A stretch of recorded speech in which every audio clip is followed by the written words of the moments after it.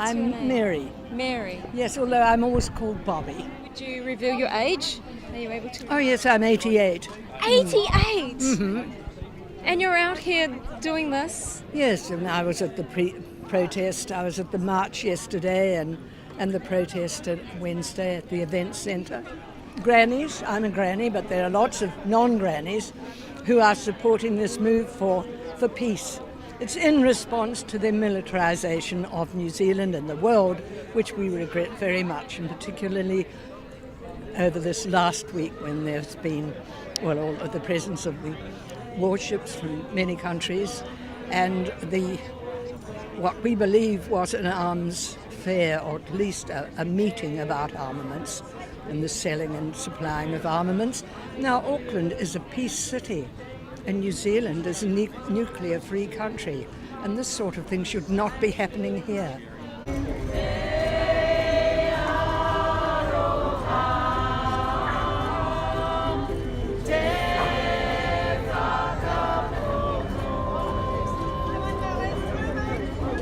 And I feel very, very angry that our city has been host to this militaristic event. I agree, and I feel like we didn't have any warning, that it was just kind of thrown upon us. No warning. Who made the decision? Very little no publicity beforehand, and really false publicity since it's happened. Absolutely, no mothers, no wives, no daughters wanted war, did they? Never. It's never the women that want war. No, and I actually think most men these days don't want war either. It's kind of outdated and outmoded for us. Well, you're right. Make love, no make war. I agree. My father was wounded very badly in the First World War, and I was alive all through the Second World War. I had 15 male cousins. 13 of them were at war. And how old were they? Well, they were all ranged from 18 right through to about 35. Wow. Yes, yeah. So that was Second World War. Like in the beginning and the prime of their life. Yes. No, I don't think they thought it through at all.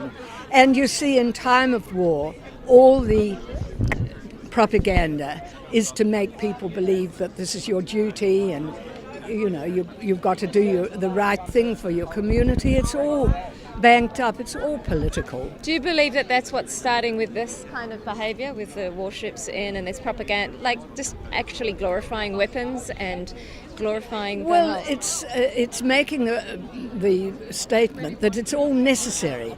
And I think while we think it's necessary to have weapons of war, we're down the wrong track. Down the guns again, hurroo, hurroo. They're rolling out the guns again, they'll never take our sons again. They'll never take our sons again. None of the people, my cousin who was he did 90 runs in the Royal Air Force as a bomber pilot, when the normal amount was they'd do 30 and that was it. He went on and on and on. Bombing? 90. Yeah, in a bombing capacity. Are they still alive, any of your cousins? No, they're not. But none of them would talk about the war. None of them. It was so horrific that they didn't think anybody could understand what it was like, and therefore they didn't even try. And I think they wanted to put it behind them. It was terribly hard for them to look back on what they'd done in the war. Yeah. So what did the men come back like? Like, were they changed when they came back? Yes, much more mature. They only wanted to get out into the country, get a bit of land, start a bit of a farm, bring up a little family.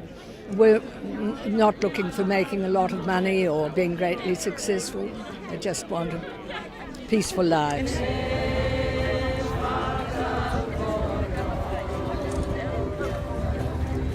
when the European War came to an end in 1944, I was very thrilled with that.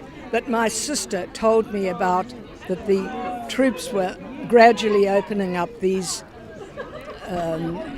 concentration camps and finding, that the Jews were actually Jews and others, being put to death. I was so appalled with that. I remember my sister telling me about this.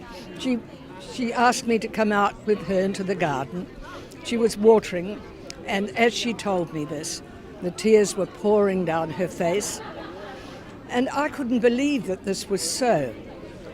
I was so appalled by this that when the Japanese war came to an end with the dropping of the Hiroshima bomb, I couldn't take it in.